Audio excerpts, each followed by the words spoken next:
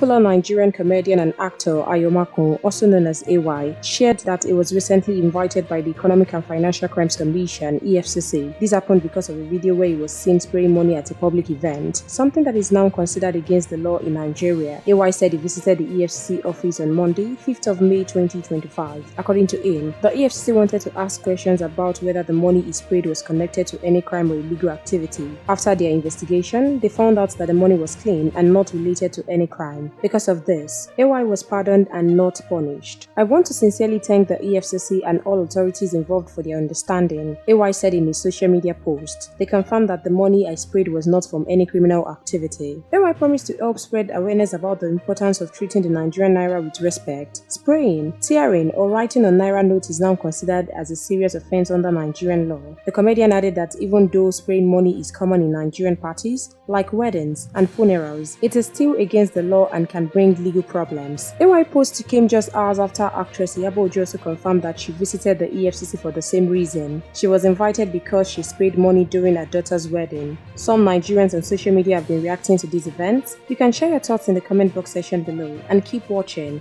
NaijaNews TV.